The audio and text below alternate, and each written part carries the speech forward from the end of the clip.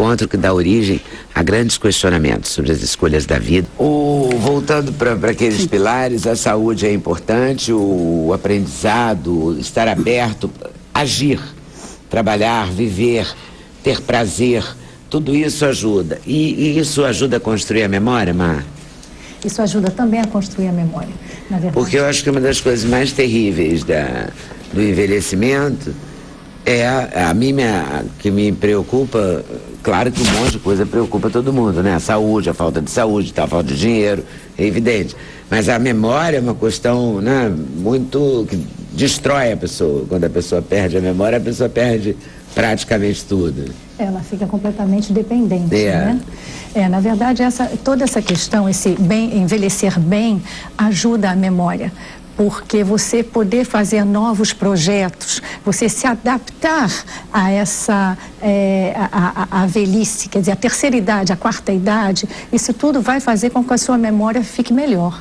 Porque é lógico que se você já pensar, bom, eu estou envelhecendo, então a minha memória vai ficar ruim, eu vou perder a memória, de qualquer maneira isso vai me acontecer. Se você não souber se adaptar a essas etapas da vida e até uma pequena perda benigna de memória, normal de memória, você então vai ficar muito nervoso, muito estressado, e isso só vai realmente fazer com que você tenha mais problemas de memória. Não que esses problemas passem a ser patológicos, não.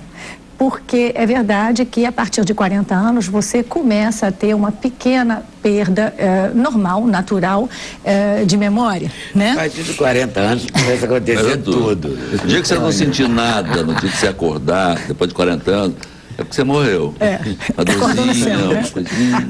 Exatamente. Então, quer dizer, isso começa a acontecer, né? Essa perda. Agora, essa perda, ela não vai jamais, estou perdendo a memória, então eu vou ter uma demência. Não. Alguns vão ter, outros não vão ter. Não vai ter uma medicação que te proteja contra essa perda de memória, tá? Sim, você pode tomar ginkgo biloba, tem algumas coisas que você preconiza, bom... Deixa eu contar uma historinha.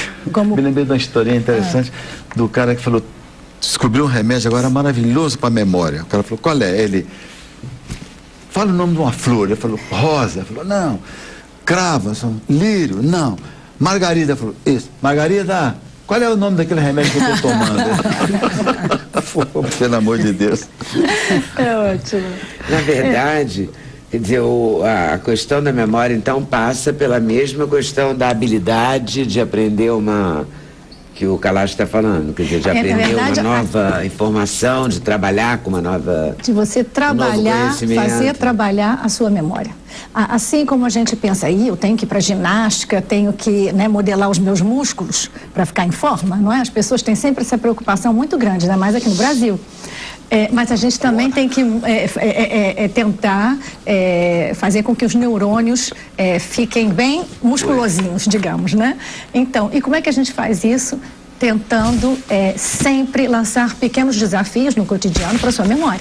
E não só esses desafios que a gente pode lançar no cotidiano de maneira assim natural, né? Tentar memorizar certas coisas, se organizar, mas também fazer exercícios metódicos de memória, né?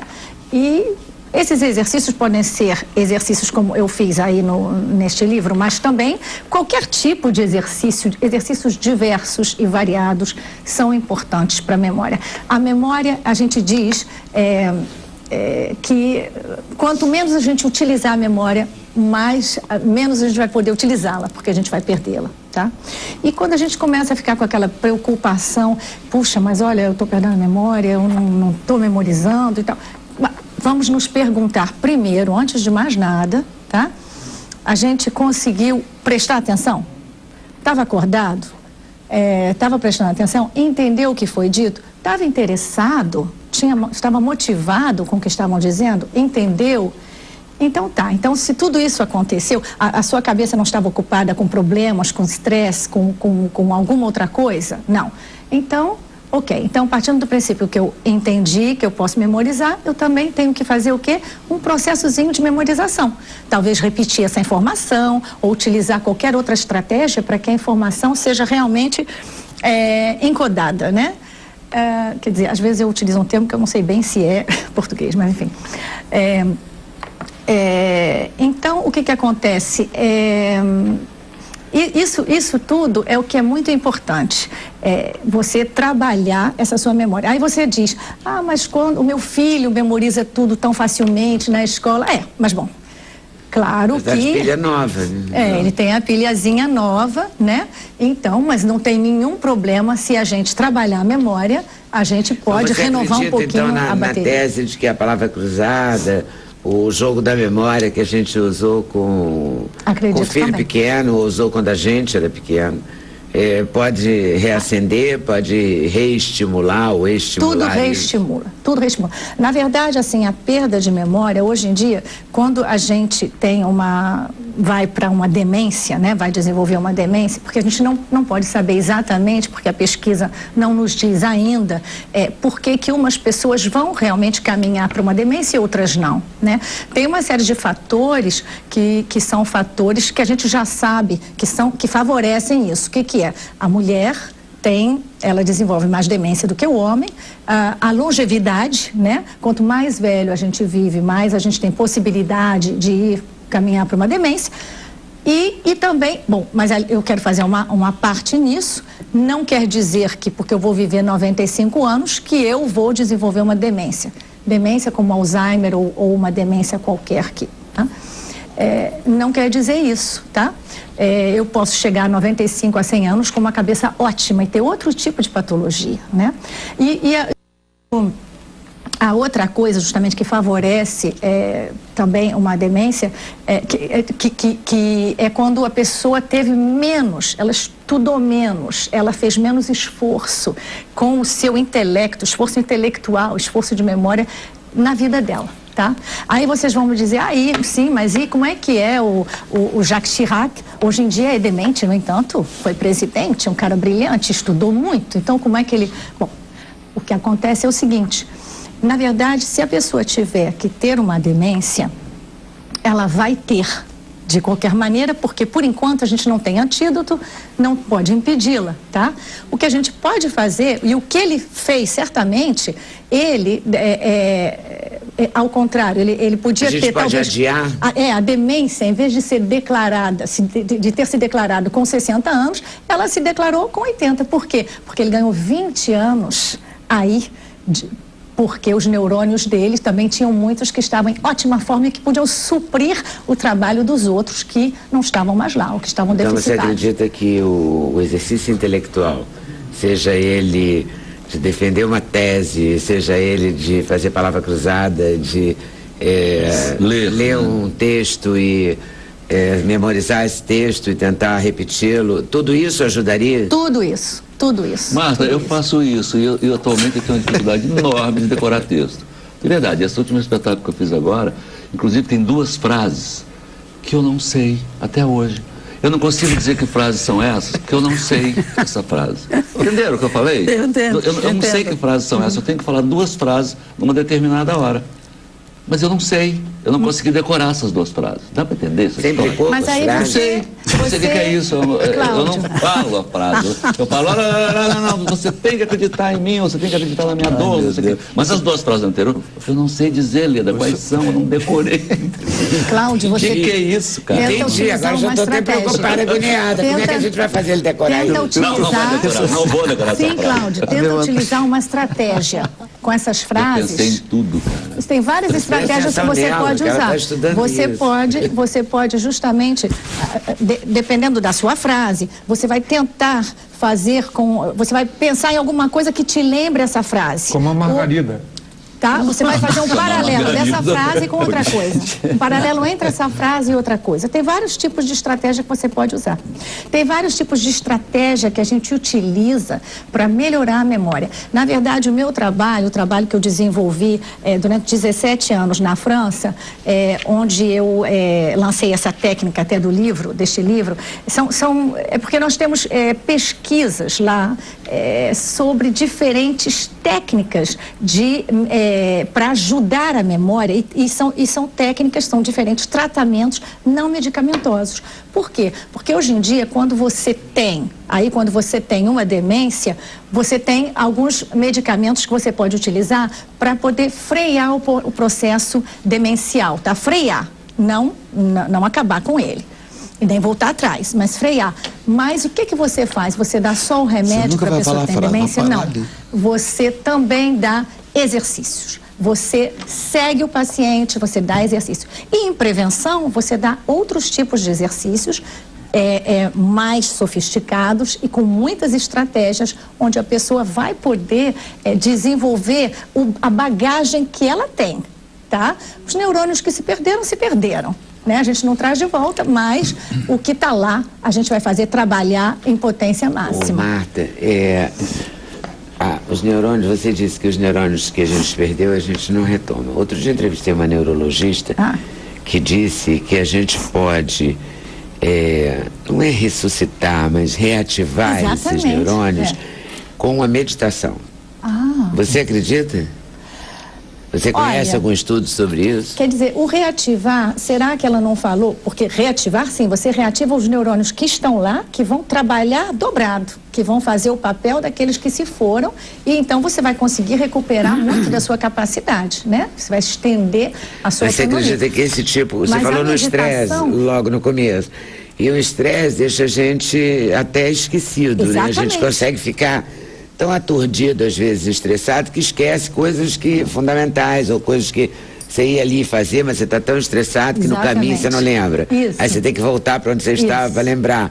Que também é uma estratégia antiga, não é? De que mãe da gente usava e que é verdade. Se você esquece um negócio no meio do caminho e volta no lugar de origem, você costuma lembrar. Não é uma estratégia, mas funciona. Não sei se é uma superstição. Amarrar um barbante no dedo, né? Lembra quando a gente amarrava uma linha no dedo? Você ainda amarra? Mas essa coisa de voltar ao local onde originou o pensamento. Essa técnica de voltar ao local funciona muito bem, né? Você faz uma retroação. Mas, na verdade, o que é melhor você fazer antes de ter esse problema? Você fala assim... Você está super ocupada, né? Falando em 3 telefones e vai pegar o seu óculos no seu quarto. Você chega no quarto com os telefones, você não sabe mais o que você foi buscar. Então, antes que te aconteça isso, você fala, peraí, fulaninha, peraí, ciclaninha, deixa o telefone e fala, o meu óculos, né? Exatamente. O meu óculos, onde é que ele está? Onde é que eu coloquei? Onde é que ele estava colocado? Você repensa o assunto. Você repensa o assunto. E melhor, antes de você colocar o óculos lá naquele quarto, você vai falar, eu vou colocar o óculos na mesa, na minha mesinha de cabeceira, entre meus papéis e o meu relógio, tá? Então você vai saber, eu vou buscar o óculos, mas eu sei onde é que ele está. Ele está entre os papéis. Também, para você se lembrar. São estratégias. Estratégias que você faz antes de esquecer. A pergunta que você fez é que me preocupa muito. Que alguém deve ter lhe dito, né, uma neurologista, ou seja, quem for, que com medicação você pode... Meditação. Mas eu vou aproveitar, deixa, da medicação, porque essa é uma coisa que está acontecendo muito no Brasil. A tendência nossa dos brasileiros é de pegar uma pílula e resolver o problema. É uma tendência até natural. Ao longo da vida, né, das histórias da civilização, a gente foi encontrando sempre aquela lenda da fonte eterna da juventude e sempre tinha uma fonte, um medicamento, alguma coisa que a gente pudesse fazer com que se revertessem os efeitos do envelhecimento. Isso é muito perigoso, Leda, porque o que está havendo de charlatanismo puro, de coisas que não têm a menor base científica, e as pessoas acabam indo para o anti-envelhecimento, o anti-aging, clínicas sofisticadas, disso, daquilo.